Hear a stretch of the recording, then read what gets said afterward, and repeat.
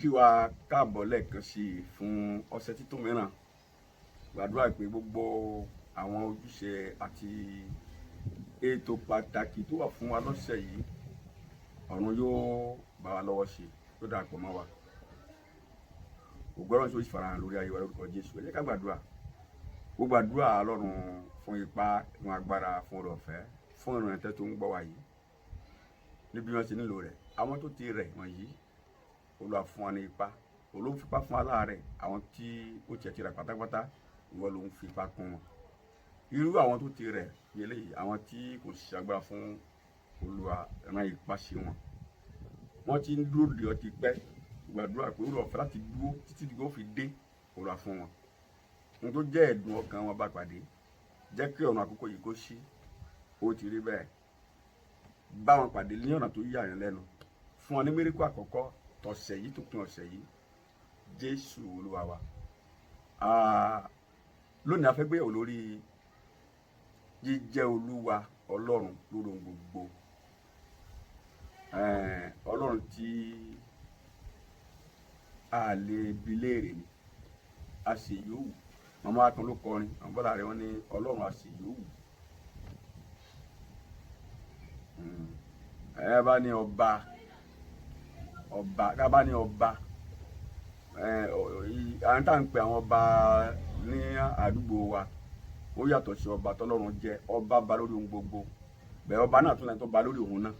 So àwọn wà lè bá pè é ní ọba wọn wà limited, torí ọba tá ó wà nísinsìnyí tó lágbára tó Nebukadnesari ò sí, ọba tó wà nísinsìnyí tó lágbára tó Hẹ́rọ́dù ò sí, ọba tó wà nísinsìnyí tó lágbára tó Fáráò ò sí. Ṣùgbọ́n síbẹ̀ arígbọ́lọ̀ ló ti gbò wọ́n jìgìjìgì, táwọn náà sì gbà pé Ọlọ́run kan wà. Tá bá ní ọba, Ọlọ́run jẹ́ bẹ́ẹ̀. Tá bá ní aṣèyíwù, Ọlọ́run jẹ́ bẹ́ẹ̀.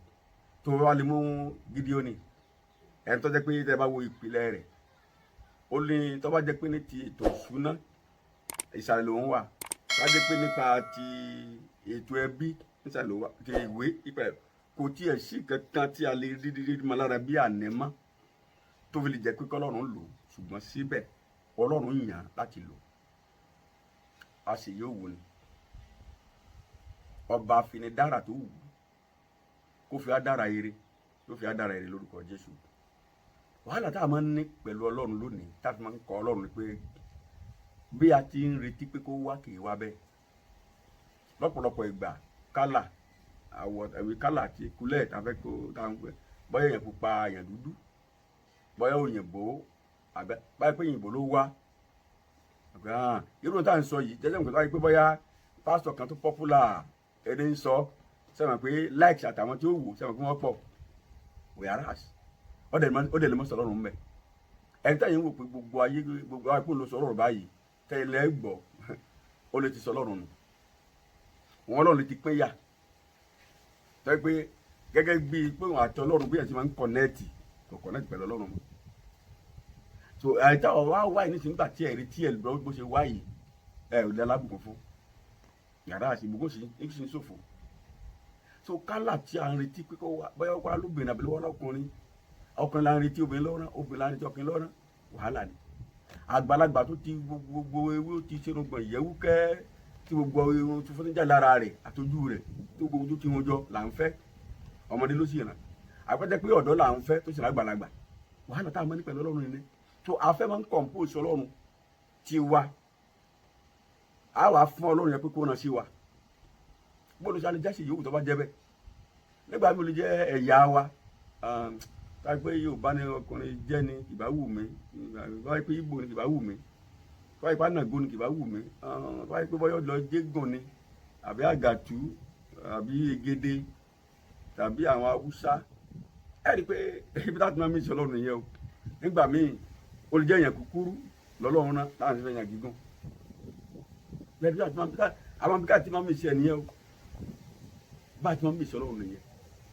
Ìwé máa sọ nǹkan fún wa nù ìwé Kọ́ríńtì kìíní orí 10 ẹsẹ̀ 11. Ó ní nǹkan yìí ṣẹlẹ̀ sí wọn. Ó ní àwọn nǹkan wọ̀nyí tó ń sọ ó ṣẹlẹ̀ sí wọn kó lè bá jẹ́ ẹ̀kọ́ àtàpẹrẹ fún wa fáwọn tí gbẹ̀yìn ayé dé bá. Gbogbo àwọn nǹkan tá à ń fi kọ́ àwọn yìí káwọn bá repeat mistake àwọn tó ṣáájú ni. tó rà wà nígbẹ̀yìn ayé dé bá ìgbà táwọn retí ọlọ́run tó ga ọmọ kúkúrú wa ìgbà táwọn retí ọlọ́run tó kúrú gíga ló mú wa ìgbà táwọn retí ọlọ́run ọ̀rọ̀ bọ̀ lẹ̀pá ló mú wa gbogbo àwọn nǹkan ìmọ̀ ń jẹ́ ká mèsì ọlọ́run so nígbà tí Gòláyà ti wo títóbi ọlọ́run àti òmà títóbi ọlọ́run nù Gòláyà ọlọ́run Dáfídì ó wò bẹ́ńtẹ́ tẹ́ ẹ bá lọ ka ìwé Sámúẹ́lì kìíní orí 17 ẹsẹ̀ méjìlélógójì lọ sísàlẹ̀ yẹn pé premier Samuel 17:42 à 46 First Samuel chapter 17 42 to 46 bíbélì nígbà tó kọ́ wo Dáfídì ó ní èmi ló wá mú kànàkànà rọ́bà ó sọ mí dẹ yẹ ni àbí láǹgbá táwọn ọmọdé máa ń fi rọ́bà lé káàkiri mí àwọn tó ròyìn rẹ wọ́n ròyìn fún wọn ọmọ ròyìn rẹ dáadáa àwọn ọmọ ròyìn mi fún dáadáa wọn ọmọ fẹ́ràn àwọn tó máa rán sí mi ọmọ fẹ́ràn rẹ sísọ náà ló ṣe yẹn ọwọ́ àfi Dáfídì ó fi gbúlógún ọlọ́run rẹ̀ nígbà tí wọ́n tóbi ọlọ́run ṣẹ́ẹ́rìṣẹ́ so bí Gòláyà ti wà lónìí bẹ́ẹ̀ lọ́pọ̀lọpọ̀ wa náà wà ibi tá a bá ti ń retí ọlọ́run ọ̀nà táwọn kò gbà wá kó gbà bẹ̀ wá irú ọlọ́run tá a fẹ́ kó bẹ̀ wá wò kéṣe irú ẹ̀ ló rán sí wa